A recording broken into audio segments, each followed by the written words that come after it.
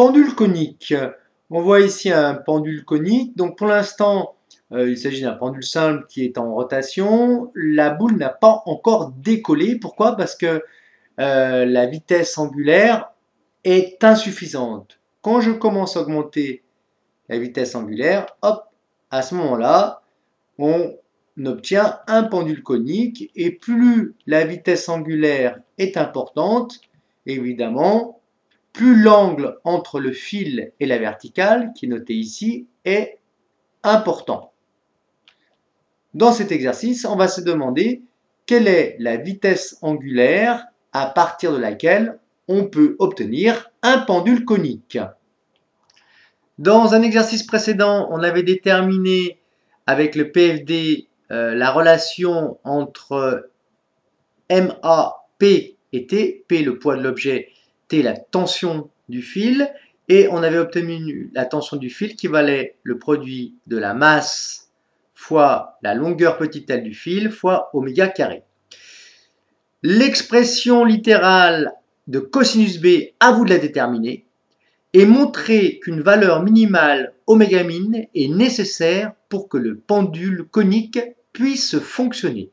Vous pourrez bien entendu vous aider de cette équation. B est l'angle évidemment entre le fil et la verticale.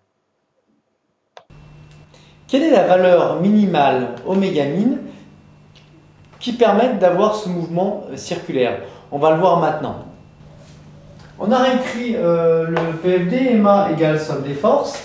On sait que T est égal à ml oméga carré. On va utiliser cette troisième équation ici. Donc il nous dit que 0 égale moins mg plus T cos B.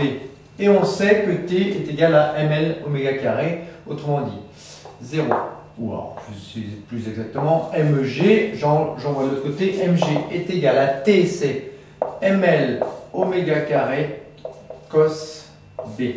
Autrement dit, on a cos b égale g divisé par l oméga carré. Alors, rien à voir avec ce qu'on vient de voir, mais tout à l'heure, j'ai laissé bêtement uk. Autant pour moi, ma figure est pourrie. Hein, s'il y a des réclamations, vous savez où me joindre. Le UK, il n'est pas là évidemment, il est vers le haut. Hein. U de R, U θ, UK. D'accord? Bon, allez, on continue le problème. La condition n'est pas compliquée, il faut que cos B soit inférieur ou égal à 1. Hein. C'est obligé, donc à un moment donné, si oméga est très très grand, il n'y a pas de problème, cos B sera inférieur ou égal à 1, mais à un moment donné, oméga devient très très petit, et à ce moment-là, enfin devient de plus en plus petit, à ce moment-là, on peut avoir cos B égale à 1, voire cos B supérieur à 1, ce qui est parfaitement impossible, vous le savez. Alors, ça implique que forcément, nous avons G sur L inférieur ou égal à oméga carré min. Autrement dit, oméga carré. Autrement dit, oméga min égale racine carrée de G sur L. Si oméga est inférieur à oméga min, eh bien,